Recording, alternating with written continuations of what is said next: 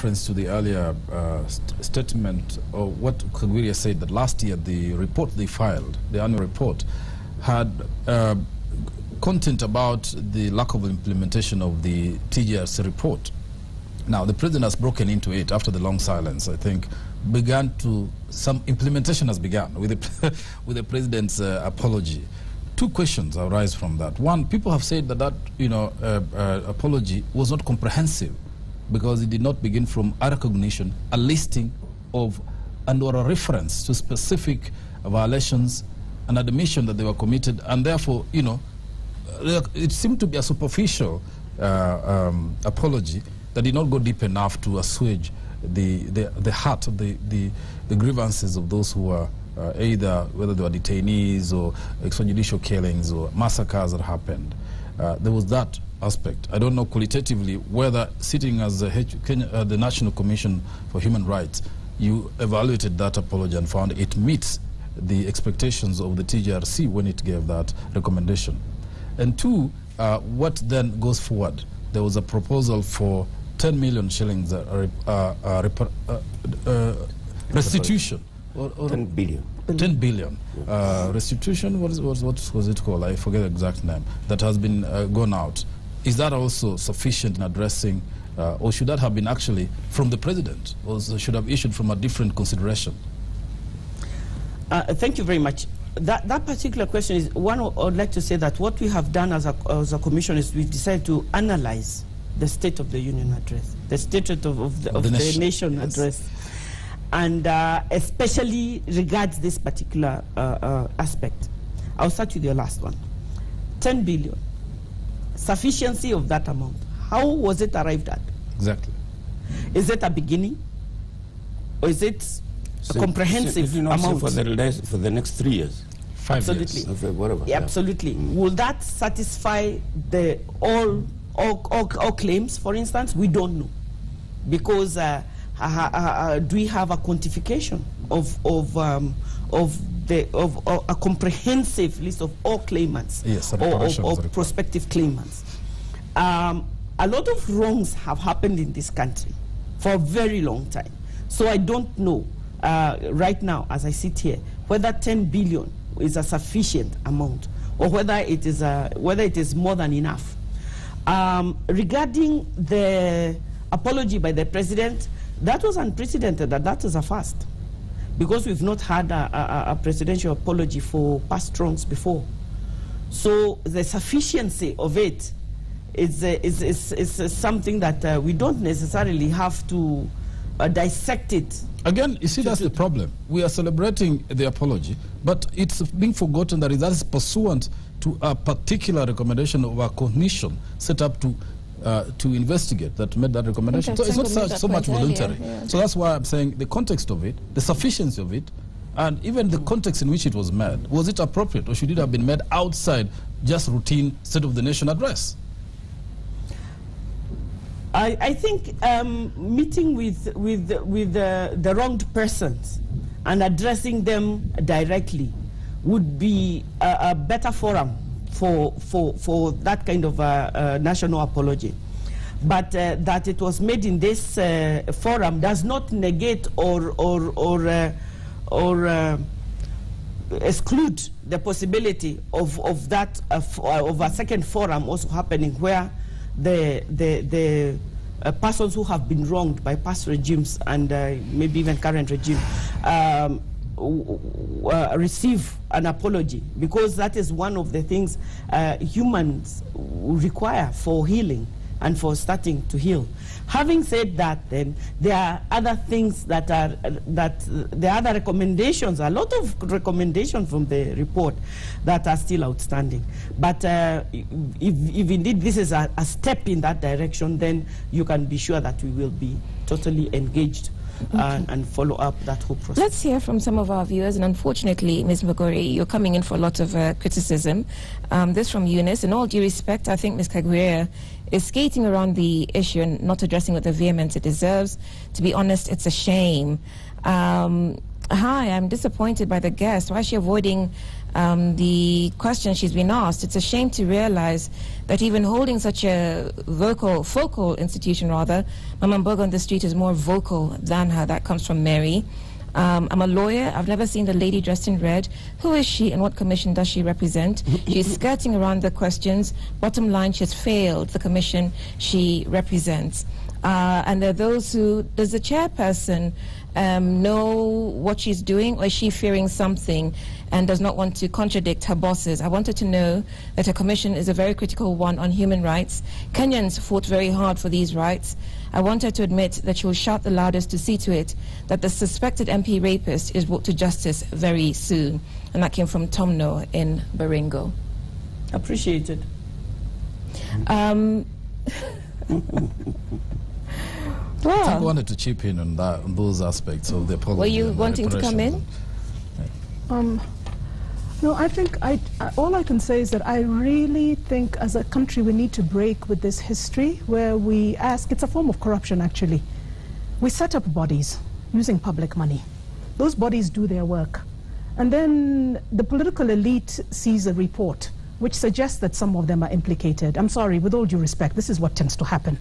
And then they don't want to continue with the end of what that process means, because it may mean that they themselves could end up having to appear before the judiciary. And so they then run around in circles hoping that that we will forget, and we as a public seem to suffer from a horrific sense of amnesia. So we forget, which is very convenient for those we should be holding accountable, and so the issue goes away. So I think let us exploit the opportunity of this apology to demand that the process with respect to the TJRC report be completed as provided for in the law of Kenya. And which means that we need to hear that Parliament, that this report has been given to Parliament, that they will then act on the recommendations that were made in there, and that this recommendations that are being made for amounts, etc., are pursuant to a very concrete process, because we spent money as a country and we actually have the information. So right now I'm worried about the 10 billion, because how will they decide who needs this 10 billion? Which set of historical wrongs? Are we going to go back to Pio Gamba Pinto's assassination, for example?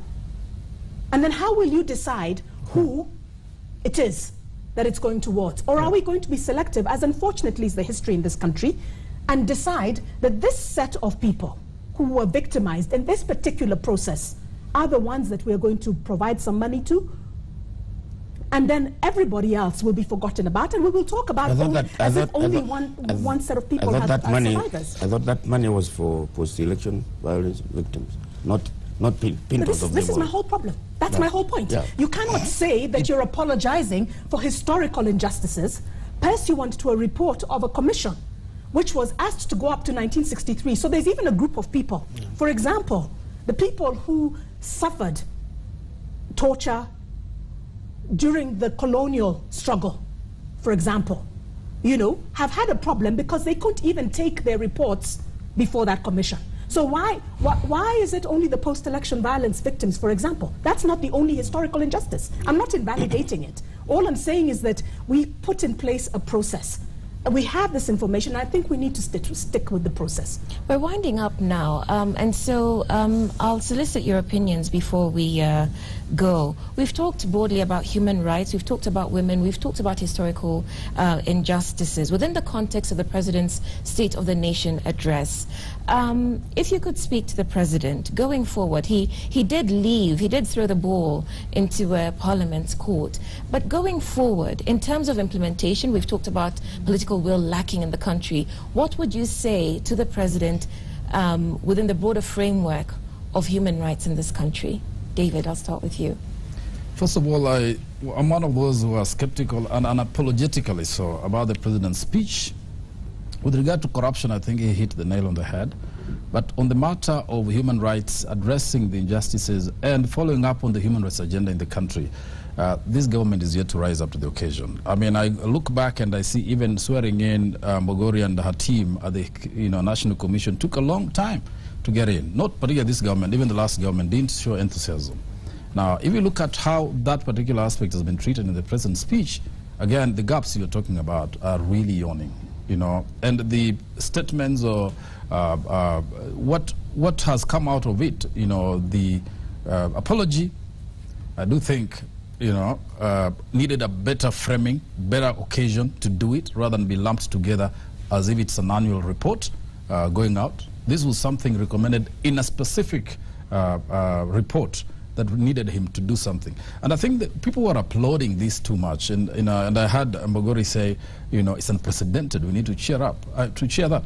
I'm a little shy from You doing don't that. think he was drawing a line in the sand, separating himself from the corruption, given that he now has a free on corruption, hand? yes, he did. But I'm just saying on the human rights front, including the apology, look, it was the easiest thing the president could do. There was nothing personal to it from him. It's a recommendation that flows back to all the regimes and all violations which have occurred. It was not a personal, something that he had to do soul searching about. It was actually a requirement to perform, a duty to perform on behalf of the past regimes. So we should celebrate it in that context. That's what I'm saying. If he needed to really drive the point home further and draw a red line on human rights, he would have called for a different forum. And, people do PR events where you call victims or survivors of these violations, and you really have a tete-a-tete with them, and then you tell them, look, and then after that you now proclaim an end to violations as a policy of his government going forward. So I'm a bit of we are like thirsty people who are really cheering at the first drop of water, and we need to really assess our threshold for celebrating things. Mutegi. Even if you deal with the corruption thing, and you have these 175 people who are supposed to be investigated by a group of 130 in 60 days. And when you look at the institutions that are supposed to do that, if you look at the Ethics and the Anti-Corruption Commission, today one of them has gone. Having been summoned, we hear, and they're supposed to be independent, having been summoned by the Solicitor General, one of them have gone. So they are tainted also. When you look at the police, people who are vetting the police, a lot of them are tainted. When you go to the judges, they are in that group. So we're in a quagmire. Where are we heading to? That's my question. Mugori. Maybe for Mutegi here, I don't have an answer for you because I'm a citizen like you.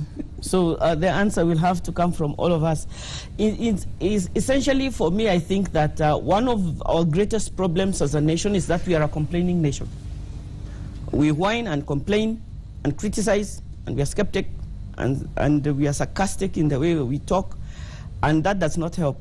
I have been working on human rights issues for the past over 22 decades now, and I have learned that being angry has its place, but being effective has nothing sometimes to do with the anger that you feel.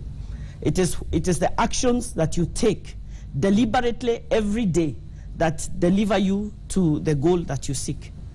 To your viewers who found me not very fiery, I'm not a spitfire. I do not apologize for that. I don't get easily angered, and that is just my nature, and I am not going to change. And I do not criticize people. I'm not so critical. I've learned how not to be so critical, because I've learned that being unnecessarily critical does not lend us to, does not take us to where we want as a country. I think everybody, kila mtu ashike shughuli, stop being corrupt, respect women, and do not violate human rights. Some of the people who we know and respect really violate even the rights of their house helps. Where does that take us? Don't respect human rights. Stop violating, and then be less critical. Thank you. Atango. as far as I'm concerned, the state has an obligation to do what, to protect us as citizens. We have a right to security. I expect to hear from the president what he has been doing and what those under his supervision have been doing to fulfill the obligations which they have and which we pay them to undertake. So I would like to hear a more holistic state of the nation report next time that addresses itself to the various components of Article 10. Not just one. I am glad to have heard quite a bit of detail. However, I think that there is a lot more work that needs to be done. More importantly, to us as citizens, under Article 3 of the Constitution, we all have an obligation to defend the Constitution of Kenya. So I would like to hear what we are doing to make sure that the president does what we put him there and what we are paying him very handsomely to do, along with all those commissioners and along with all those parliamentarians. We pay taxes that keep them there. Right. Thank you very much. Our time is up. Our thanks to Atsango Chisoni, Executive Director of the Kenya Human Rights Commission, and to Kagweri Mbogori, who's the chairperson of the Kenya National Human Rights Commission. Our thanks also to our panelists, as always, David Makali and Mutegi Njau. My name is Udoka Mimo. Thank you for watching Cheche. We'll see you next week.